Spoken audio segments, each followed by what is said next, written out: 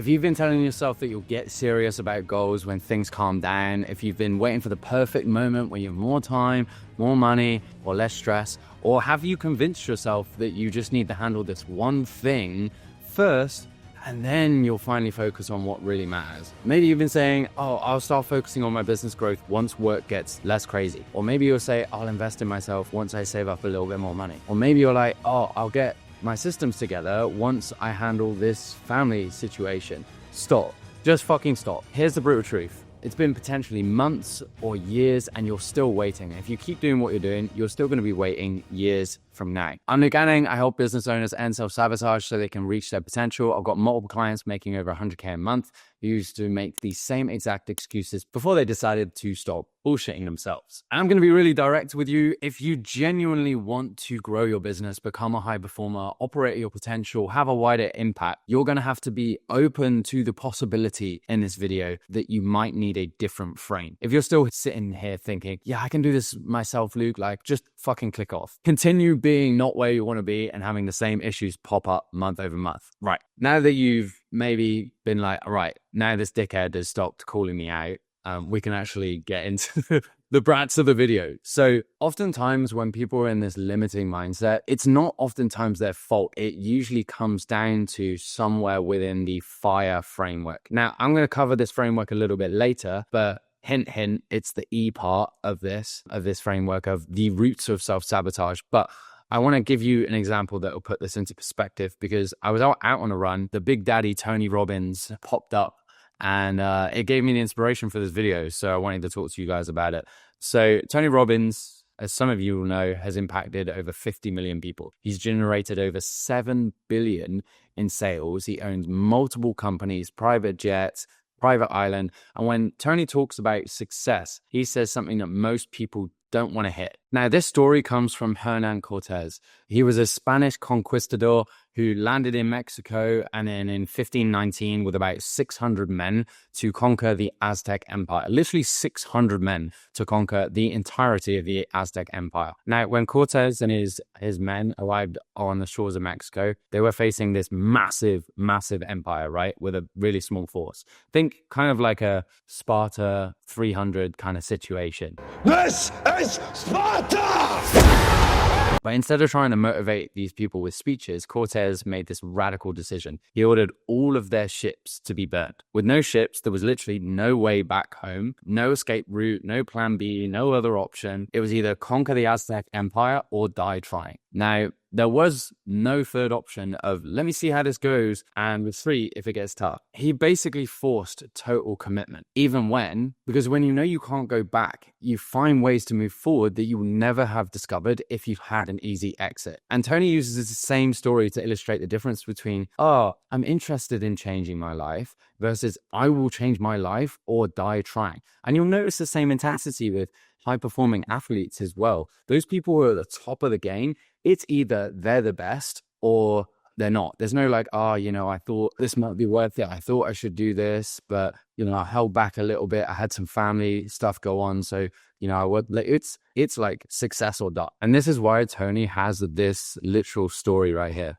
Now, it's the same with Tony. Tony doesn't wait for perfect conditions. He doesn't wait until his calendar clears up. He doesn't wait until he has more time. He makes decisions and creates the conditions that he needs. And this is why Tony has the impact that he has, the wealth that he has, the lifestyle that he has. And you're still waiting for things to calm down.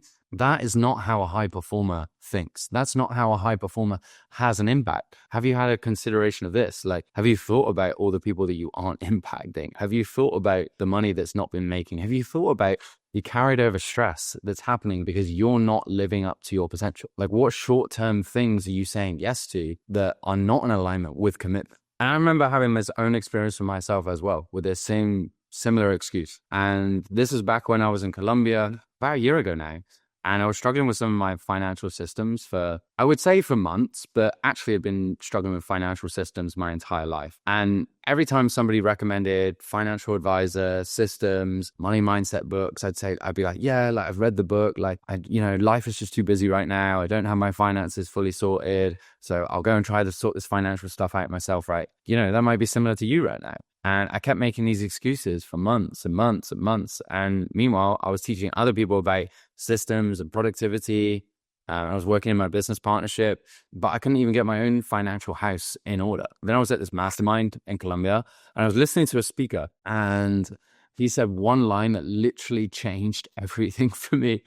And he said, we're all going to die one day, and you can either pay with time or you can pay with money. So do you want to keep experiencing the same problems that you've been having, or are you going to take control of your life, take responsibility, and actually change it? And actually stop making excuses and do something about it. And right there, like, I had to make this decision. I found the time. I had to allocate my finances, and I got help. You want to know what the results are? Now my financial systems are automated. I can allocate money appropriately. I can help people without worrying about, oh, I want to give money to this cause, but I've got to have money for myself. I'm able to stay in control of my business and operate like a real entrepreneur instead of a glorified freelancer. I have the time to be able to just shoot this content with you guys rather than being stressed about money and thinking, oh, how am I going to make this next dollar? Like, no.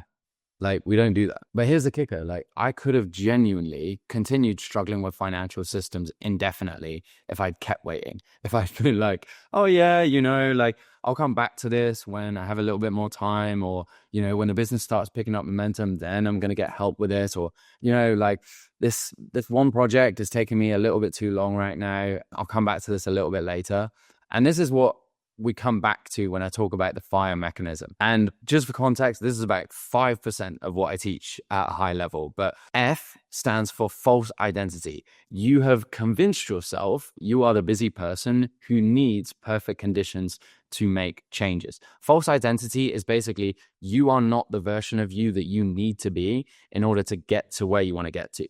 So that's F. That's one of the root causes of self-sabotage. I is invisible rules. You have limiting stories, limiting beliefs about timing right now. You might need to think, I need to get X sorted before I can focus on Y. Even though Y, which might be your business or perfectionism, procrastination, having really shitty habits that you've had for a long time, not operating your potential, whatever that is, you think that there's always something else to fix before you can come to this. Yeah, you're still having the same frustration, anxiety, and patterns that don't serve it. Now, R is resistance to expansion. And resistance to expansion is basically like, there's a version of you that's operating at, say, 100. You might be currently at 40%, and you want to start operating 100%. So you start making some little decisions that bump you up to maybe 60%. But then because you're used to operating at 40%, you come back. Or you say, oh, I have all these other things and reasons why I can't do this thing. And then you fall back into a cave. It's literally your brain just trying to keep you safe. Look at it like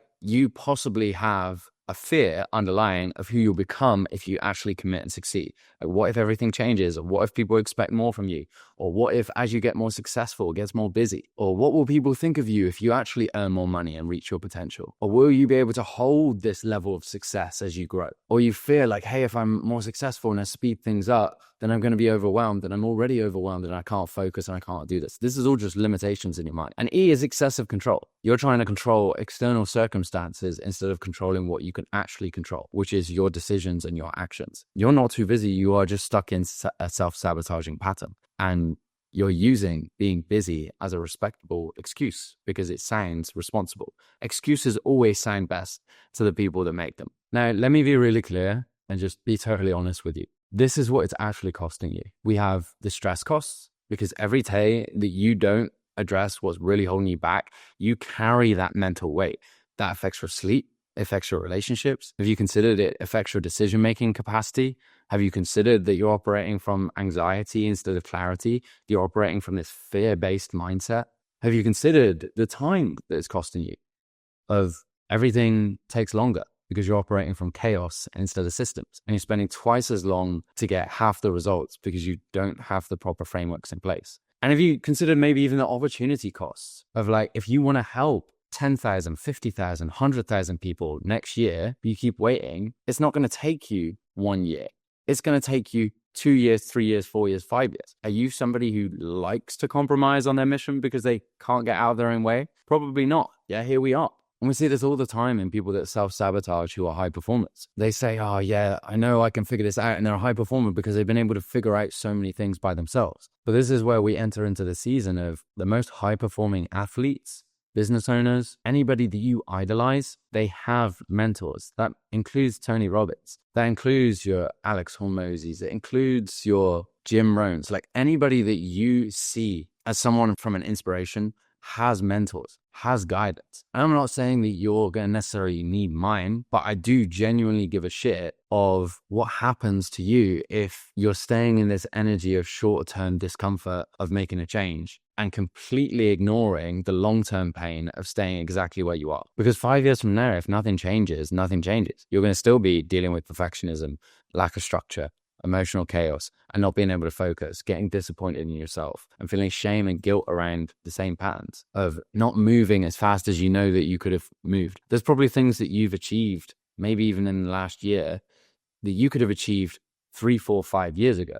And I think about, imagine if that kept continuing. This is how we end up going to the graveyard with ideas and things that were never done because you're not operating at your potential. And is that really what you want? Probably not. Now, I want to tell you about how high performers actually operate. But in order for you to do that, you have to create a reason. You have to say like, you know what? Yeah, I am going to change. So you have a choice right now. You can keep being the person who waits for perfect conditions, or you can become the person who creates the conditions they need. And I get it, because when you have a lot going on, it feels like the best thing to do is to wait for things to settle down. But have you considered this? Wanting to save more money first, or waiting for personal commitments to calm down, or waiting for work to get less busy, or even waiting until you start getting into momentum. What do all these things have in common? They are all external circumstances that you have zero control over. Taking action, showing up consistently, doing the work. What do all of these have in common? They are internal circumstances that you have complete control over. So here's the ultimate question. Do you want to let life roll the dice for you and decide when you're allowed to go after your dreams? Or